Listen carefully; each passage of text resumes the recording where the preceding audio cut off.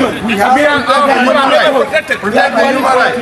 Protect the human right. We have right to live. We have right to live. We are human beings. We are human rights. Protect our lives. Our brothers are dying. We are not those. We are human beings. We are human beings. We are not those. We are human beings. We are mental animals. We are not those. We are not those. Justice must prevail.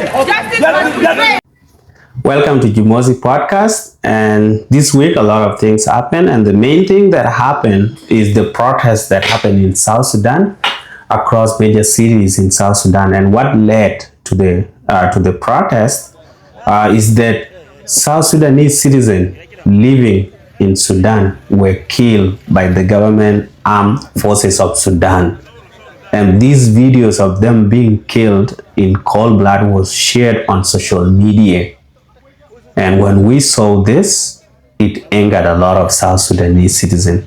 So this protest and the killing itself, I'm going to look at it in different ways. But the one way that I'm going to look at it is social media. I'm going to look at the power of social media. The power of social media is the protest happening itself. After we saw our fellow South Sudanese being killed and shown through videos, either some were being slaughtered, others were being shot multiple times, others were being thrown into water over the bridge.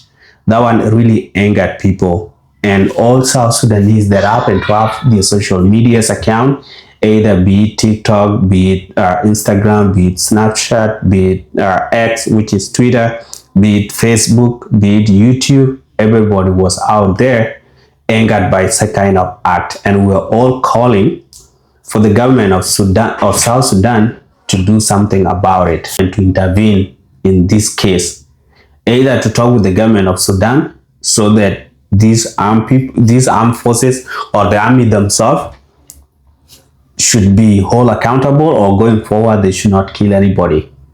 People posted, people even planned to go and protest, and they went to Sudan embassy in Juba, but still there was no statement from the government, and especially from the president, and there was no statement from government of Sudan, and this really angered people. So at night, across the country, which is South Sudan, people went out and protest, and they did what they did that night. And Sudanese people that were living in South Sudan had to go to army headquarters and hide there, or to seek refuge there. So you see that the power of social media. If the government cannot do anything, we the citizen are doing something about it. True. And the second part to social media that I'm going to look at is disinformation and misuse of it. So among the videos that were being circulated online, we saw videos that happened in countries that happened to speak Arabic, but they were not related to the incidences, and they were being shared as South Sudanese being treated that way. And the misuse of social media too is the government forces of Sudan shooting South Sudanese citizens, slaughtering them, throwing them into the bridge, and sharing it online for the likes and for the comments and for the shares. This is the misuse of social media. And also on our end, we also saw that people were putting all videos, even a fight that happened at a Kolkor compound. People put it there saying that's what was happening on the night of protest, which was not true. So I don't know what's your take on social media role in this protest and fight against mistreatment of South Sudanese citizens by the government forces of Sudan. Okay, so first of all, I would like to appreciate everyone who used their social media as their voice to air out the grievances of South Sudanese, those who were affected, as well as the victims of the Medani massacre that occurred over the last couple of days. One thing that I would really like to acknowledge is the fact that following the protest and also all the noise that was made by the social media criminals, as the government kind of tends to call us, paid off at long last, because it took the government almost 2 days without saying anything. And then on like the second day, that's when the press secretary of the president issued a statement on the official Facebook page for the South Sudanese to remain calm and that the government was going to look into it.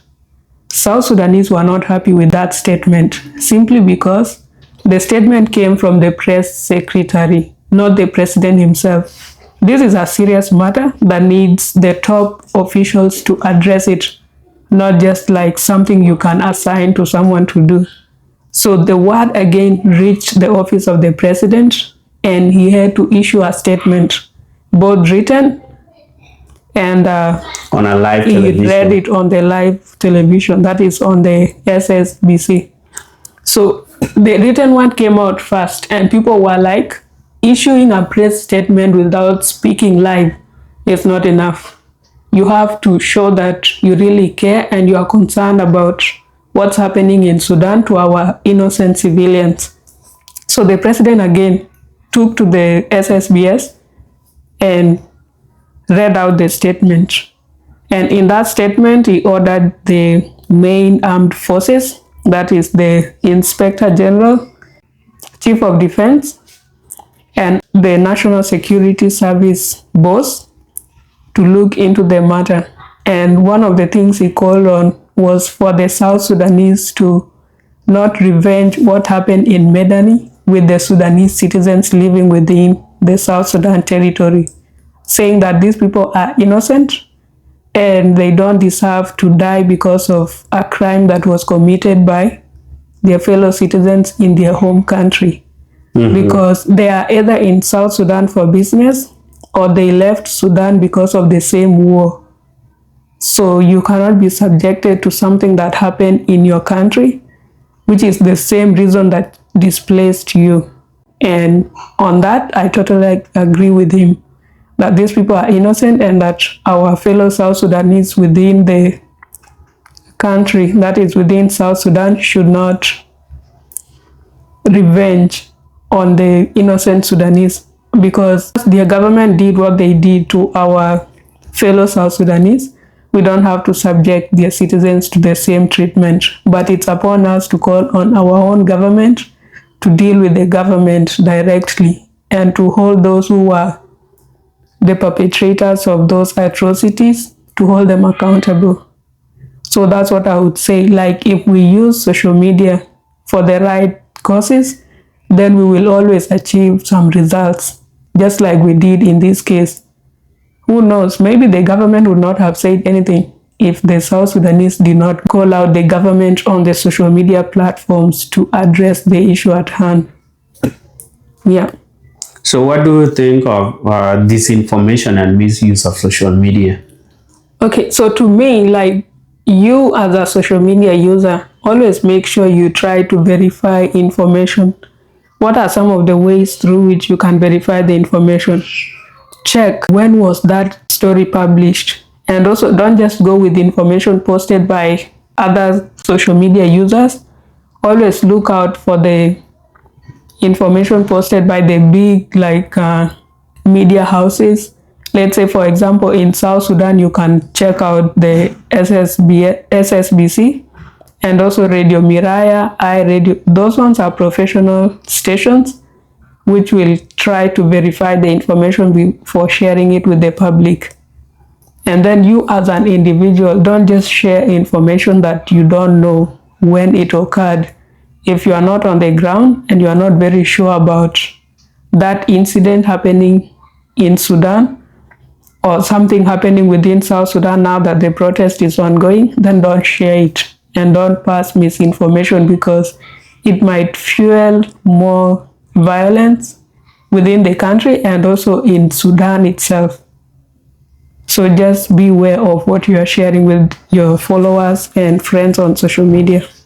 All right. So the second way that I'm going to look at this protest and the situation, the whole situation itself, is by looking at the government of South Sudan. Government of South Sudan, I'm going to start blaming it, particularly in this conflict, because when this war broke out in 2023, they did not do anything. All other countries were coming for their citizens. Our government did not take any measure to go grab our citizen and say, hey, now it's time for war, come back to your country. And after that, if you still want to go back to Sudan, Khartoum, you can always go back anytime. But now come back home. They never did that. And then also, that's number one. Number two, of me blaming government of South Sudan is when the incident happened, videos were being shared online. People were posting almost everything, their anger, calling on the government to do something, either to issue a statement, to call the ambassador that was in South Sudan already for Sudan, to come clarify their position on these atrocities being committed by the army.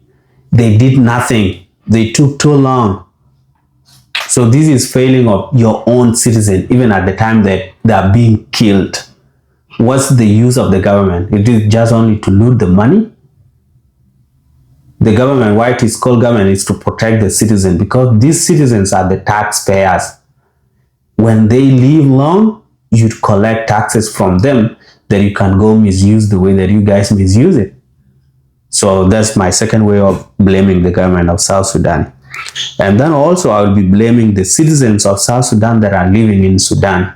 When this war broke out, after a whole month, and it never came to an end, it should have been a green light that it's time to move out of this country. This war is not coming. And some of you saw that Sudanese themselves, the citizens of that country, were leaving their country. So who do you think you are? Why do you like staying in the war? If you had your way out, you should have left long time ago. And to those of them that are still there right now, I would say it's not safe any longer. You have seen your fellow citizen being killed. If you can leave that country, please get out of it before the whole saga went a notch higher. Because if this revenge or if this kind of things keep happening, then it's going to lead to more aggression toward you guys. So if you can move out, get out of there. You are no longer safe. And to the protesters, the citizens that were protesting, I would like to tell you, keep up the good spirit. I like what you guys are doing. And this should be an indication to the government of South Sudan that at one point, if we have started protesting against the killing of our citizens, it's coming to a point that people are going to protest against lack of services. And we're just waiting. People are just waiting for the power, either the government, the army or the police to give us support, and likely your government will come to an end. So it's something that they should watch out. If anything happens, please address it. Don't wait too long, because this kind of protest, this is how they start, and it keep building the momentum. And going forward, the government should watch out for that. And to the protesting citizens, I would like to tell you, please protest with modesty, because what happened most of the time, we should not always act like to revenge what's happening to our people, because at one point we are in some countries as refugee, and if any small fighting was to be revenge or any small killing, then we'll be in a bad position. We are in Uganda, we are in Kenya, we are in Egypt, we are in Ethiopia.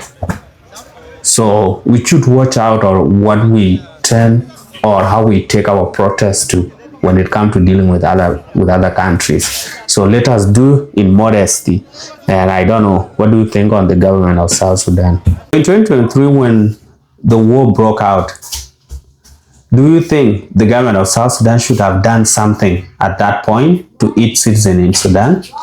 Yeah, so when the war started back in 2023, that is in Sudan, between the RSF and the SAF, the government of South Sudan should have taken an initiative to make sure that the citizens of South Sudan are evacuated in Sudan before the war spread, because these two countries share a border.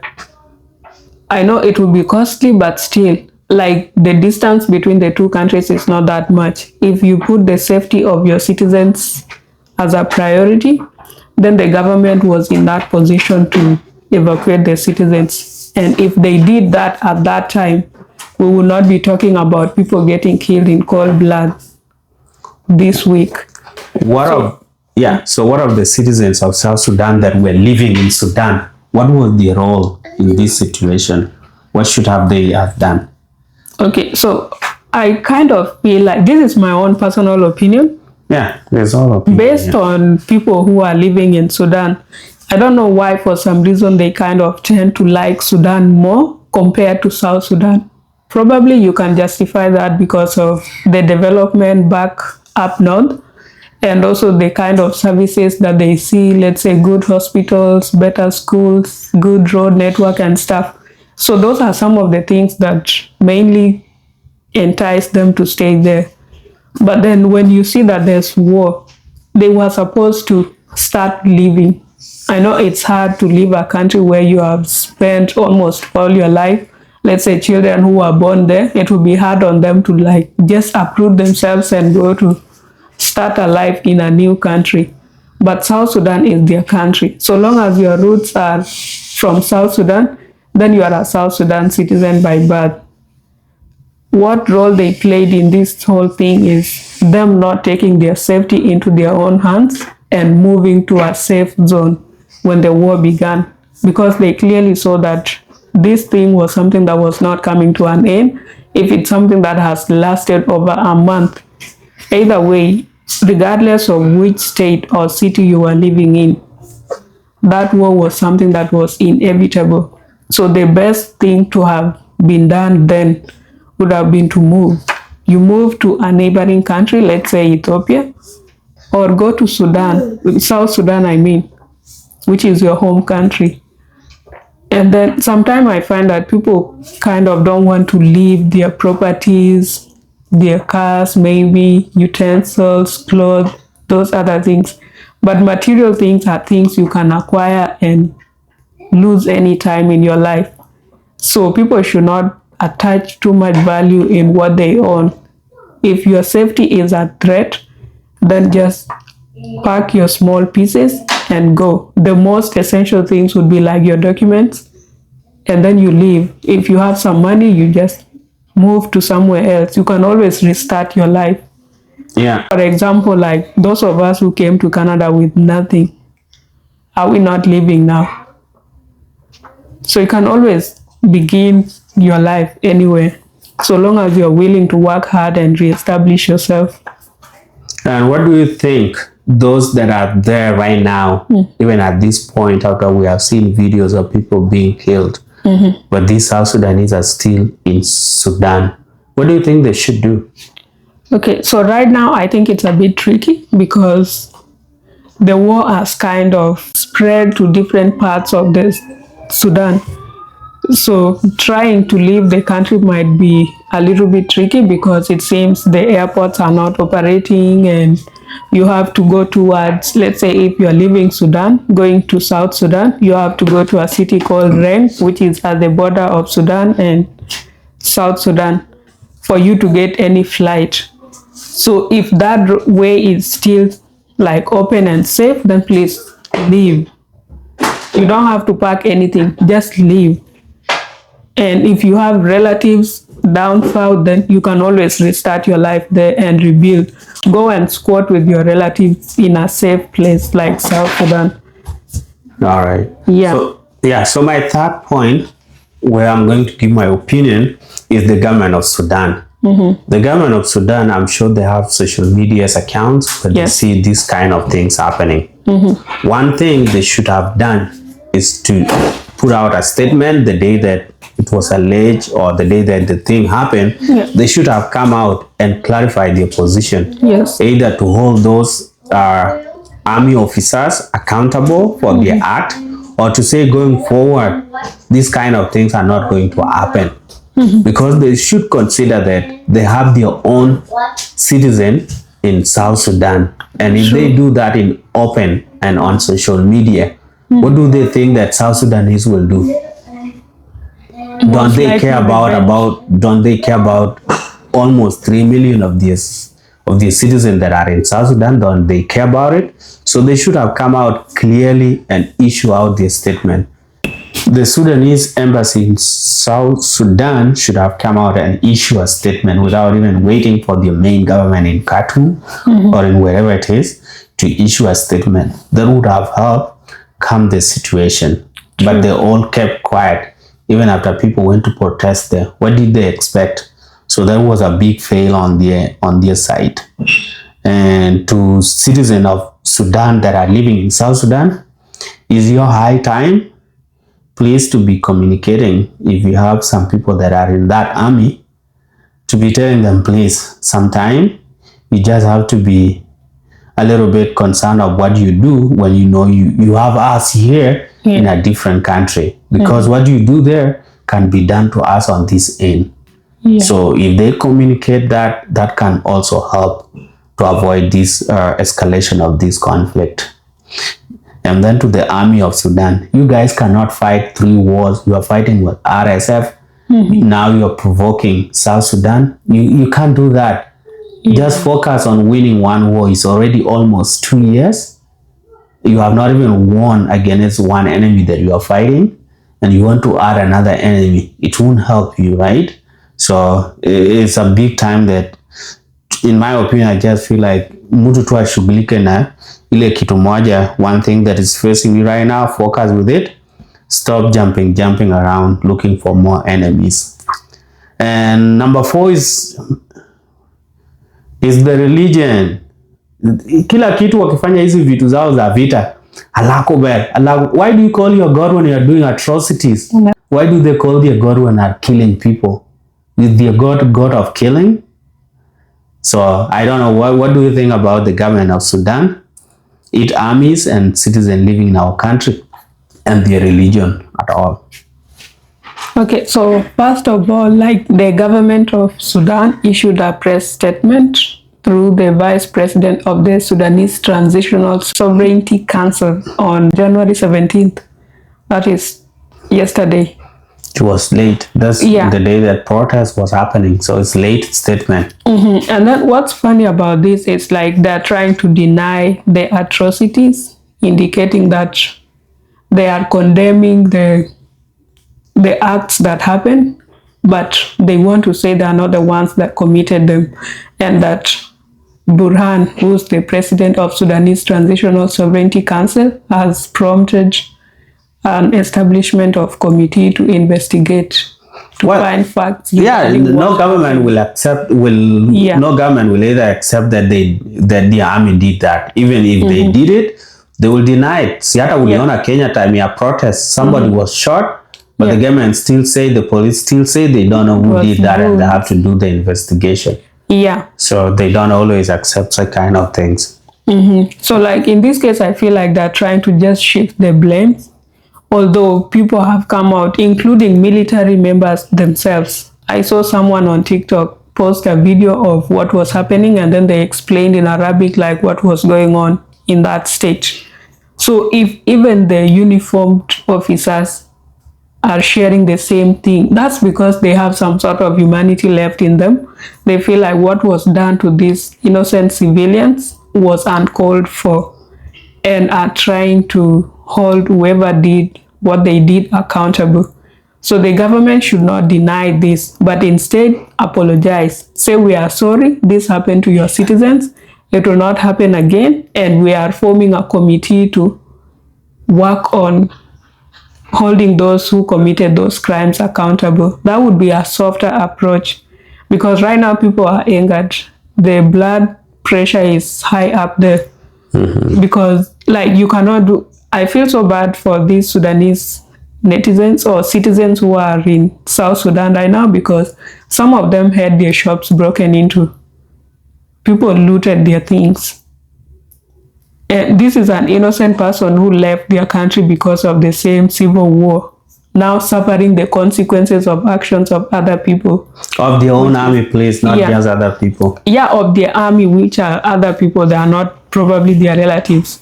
So, like, it's the government who should be held accountable, and not the citizens, because they're also innocent at the end of the day. So what I would like to tell the Sudanese government is to act swiftly and make sure that such criminal offenses do not happen again going forward. Because what has happened has already happened. Whoever committed those crimes need to be brought to books, get justice served, and going forward, those events should not repeat themselves, because this is how countries go to war. Like, you cannot keep on repeating the same mistakes or the same atrocities over and over. People will eventually get tired, and then it's the innocent people who are going to suffer those consequences. So just deal with your criminals within your country. Deal with those criminals if they are within the armed forces, and learn to protect whoever is within your territories until when they move to a safe place. What do you think of religion that's always called out when people are committing bad things? Wani mtu wa kanisa kweli? They didn't have to invoke God Dear into God. it. Yeah. Dear Because God. I know I don't read the Quran, but I'm very sure Quran does not allow killing of people the same way the Bible does not. So if you're going to kill someone, stop using religion, because you'll make other people hate you and hate the religion itself. When religion has nothing to do with what you did. Whatever you did is morally wrong. It's a criminal offense. You can go to jail into that, and you can compensate heavily because of that. So constantly invoking religion in such heinous acts is uncalled for. We need our dignity back. Our people dignity. People, we have the human rights.